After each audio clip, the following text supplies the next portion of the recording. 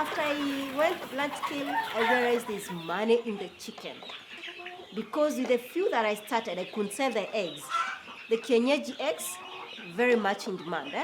So don't get into it because of money. That's one of the mistakes people are doing.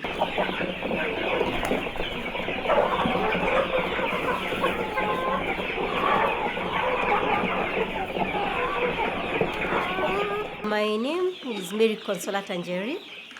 I'm a farmer, poultry farmer. It's a passion. I started farming way back while I was working at the backyard of my house. I started with 3 chicken that I multiplied to 100. And how it all began is that my house manager, the lady, she went home for a holiday and came back with a chicken. The dad gave her 1 chicken to bring me, and I didn't eat that chicken. I kept it, and instead I added 3 more, and from that 3, I went on, what do you say, kulalishia mayai, and I got like 100 chicken from brooding myself from the chicken that I had. Now I'm a farmer of more than 700 chicken. There's kienyeji, and there's also the improved kienyeji. So I do pure kienyeji chicken. I have 2 birds, 2 types of chicken. I have the kienyeji chicken that is available and brood on itself. And I have the improved kienyeji chicken that is also available in all ages that you want. They're ready to eat. The chicks 1 month, from 1 month old and above.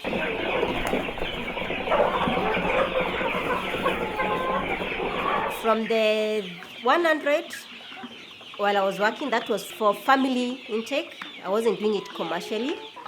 And after that, I decided to quit work, which I had worked many years, over 10 years in petroleum industry.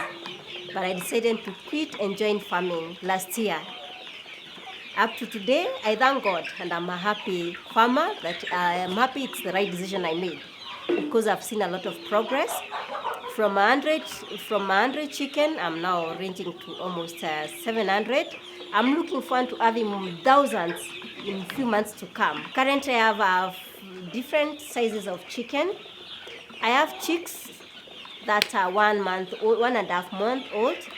I have others that are 3 months old. And I have others, the pure kienyeji that are 8 months and above.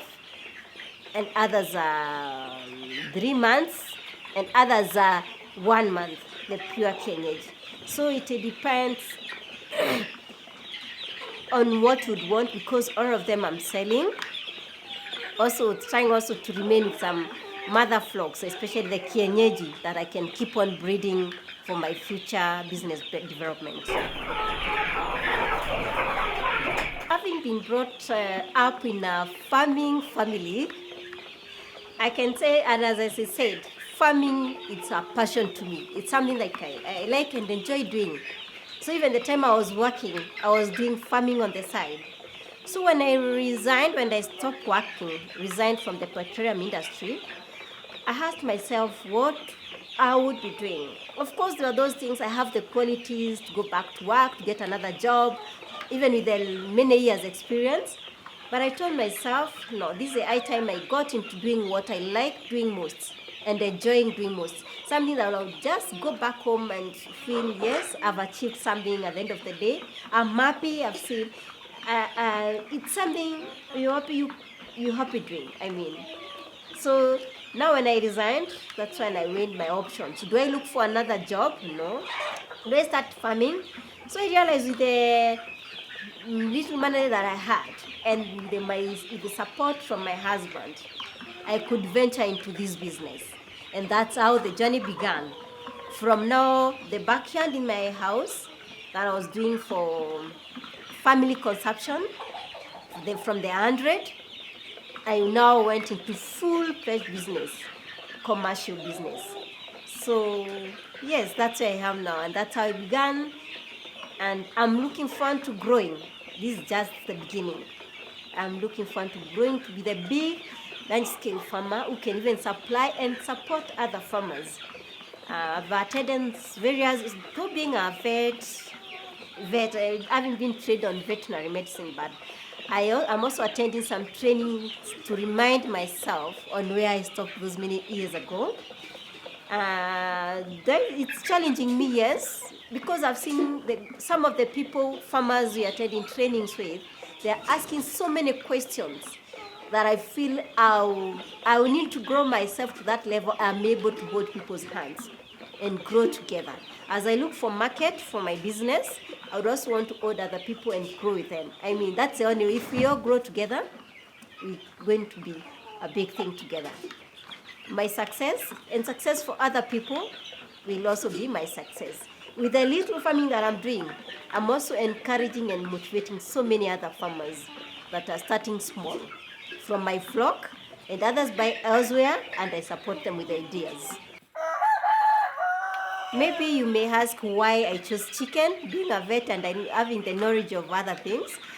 I can tell you, maybe it's because I was already practicing chicken, and having left work, getting into chicken was the easier one for me then, because I was already having the backyard, the 100 chicken, and comparing with where I live and the farm that I own, it is not as big.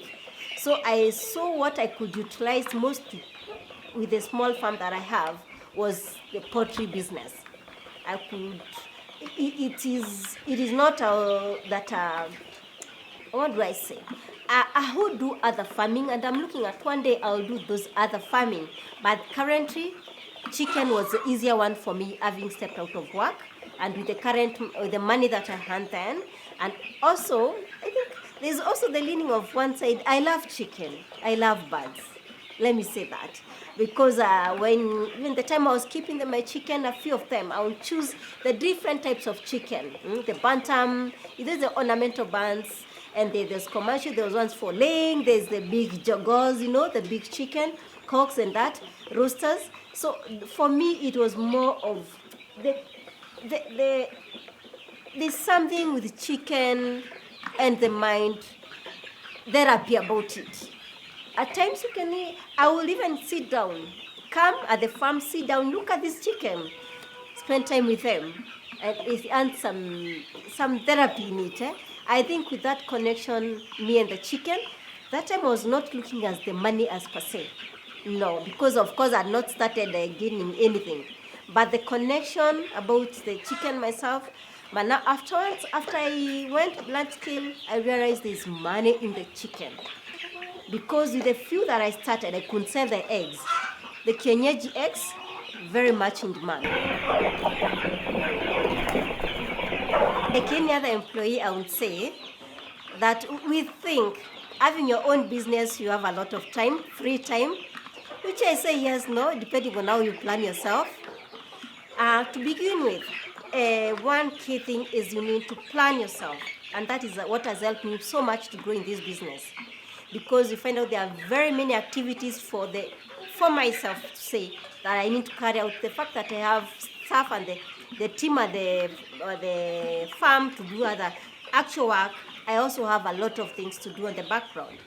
For example, let me just share on how my typical day is. Normally, I work with a plan, because with the chicken, they are planned for different activities like vaccinations.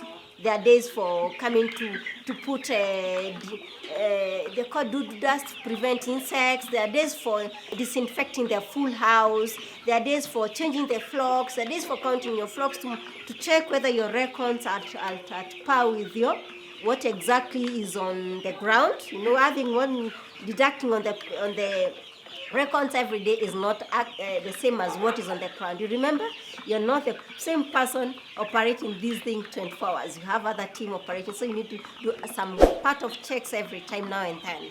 So my day, it is dependent on the plan I have. Like I say, like tomorrow, let me give us the example, like tomorrow, I intend to hand the feeds for this chicken. So when I get at the farm tomorrow, I spend some time just sitting as I am seated here to observe my chicken and see, there's a good thing in observing. You either pick one thing that the team on the ground was not able to pick.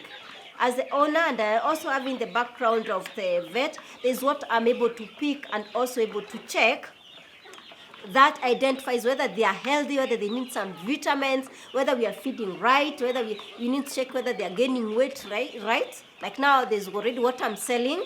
I need to know the weights of them so that when I'm putting in the media or when I'm marketing, I know what weight I'm telling customers. So there's all that I plan to do tomorrow.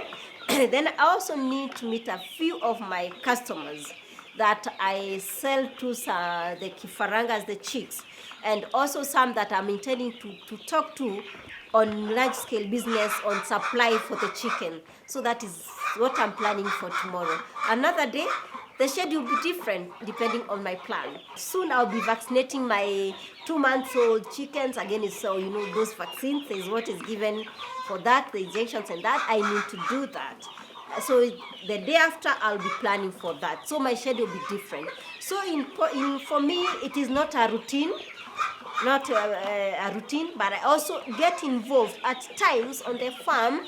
I get involved on the routine where we wake up I come direct to the farm, wake up and join the team as they clean the feeding containers, the water containers. Like here we have is a watering system. It's from one point. It waters and it supplies from across all the. So we need to check whether cleanliness. I need to check whether everything has been done right. Have they been checking the water up in the tanks that is supplying all this? So I do my normal checks that early morning with them. We feed chicken in the morning. Then we monitor those ones those that are brooding. Remember I said I have a Kenya chicken. So there are those ones that are getting broody. We need to check which ones are they that we prepare the eggs for what we put for them to brood on. So there's all that. Poultry farming is not as easy as it looks, or is not as hard as it looks. It is dependent on how you handle it. To begin with, I can say there are challenges that can put you off from the word go, and the others along the way. First challenge is the cost of feeds.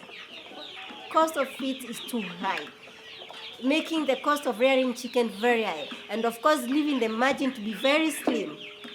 Where am I going to when I say that? Is because when the price for this chicken is determined so much on the expenses, and one of the major expenses is the feeds. We will say there's also the cost of medicine and diseases, the challenge of diseases. But for diseases, you're able to control because if you follow the vaccination program, you're good. You'll not miss here and there, but those others are able to be controlled. Again, you don't want to make sure to feed your chicken medicine. Medicine is not food, sorry. So you need to control using the vaccination program, follow it up well, and that the challenge of diseases will be not as much. I go back to the challenge of feeds because now that determines on how much you're going to sell this. And then that brings me to the third challenge of market. Market, yes, there are people who are out there to buy. People are ready. You get people who are approaching you. They want to buy the whole flock. But again, what price are they giving you? And how much did you spend on your chicken? So now the feeds, if we are able to get a better price for cheap feeds, that would be perfect. So we are hoping the institution that in the manufacturing of feeds are able to check on their feeding, on the prices for their feeds. But even now, we are looking at one day to start manufacturing our own feeds. That is where we are going.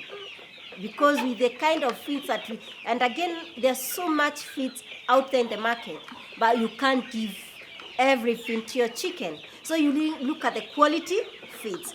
These quality feeds do not come cheap. So that is the challenge, the biggest challenge.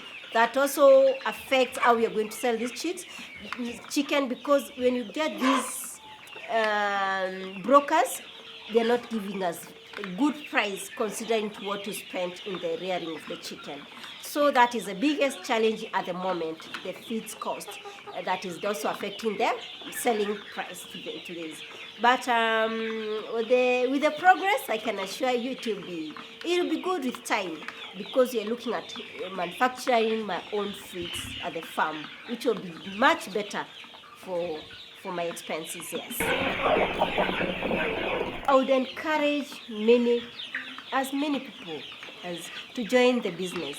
Main reason is because you don't have to start as I have these many. I also did not start with the many that I have today. I did not start with these big structures that you can see. I started small. I can tell you I started in a one very, I don't know even how to explain, because it was just a cube, a very small one, that I started with 3 chicken. So I'm saying you don't have to start big, and the secret is please learn from small to big. Don't try to jump that one and imagine that you'll be a millionaire overnight. It has its own processes. You have to start small, learn with the small, face the challenges, fail, wake up, and in the process, you'll be a better farmer than starting big and then go down again. So you start small, go up slowly. As of today, I've grown many farmers. Some they're my employees that I used to have. Then you give them 3 chicken, somebody comes later and tell you, today, mom, I have like 50. So is you start small. And I'm inviting those who aren't so willing. And with the passion, of course, you have to like it. Don't get into it because of money. That's one of the mistakes people are doing. Because now you're jobless, you want to jump and say the next easy thing to do is chicken because you have little money. You can do chicken, or you need to have the passion. You need to feel that this is what you want to do. You need to feel this. If this fails, you wake up again and try again and again and again. So have the passion. Another advantage is that you don't have to have a lot of capital. You can do it at the backyard, small. Learn from that backyard as you save for the large business, for the bigger business. So it doesn't need a lot of capital. But remember, even if we're saying it's not a lot of capital, you need to have saved well, because you need the feeds. You need, of course, the vaccines. These things are not cheap. As I said, feeds is one of the biggest challenge with the poultry farming. So you need to have saved a little bit, at least to take you to the extent that you're able to break even, or to an extent that you're able to get your own chicken able to feed themselves. Currently, I have chicken that are ready for sale. The mature ones that are ready to go and eat. Very tasty kienyeji chicken.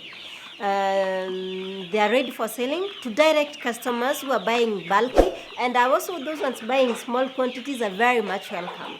When we can slaughter for customers, but again, it is dependent on the numbers. We can deliver dependent on the area you live, where you live. So that when you get in contact, you need to agree and see whether you're able to deliver or you can come and pick.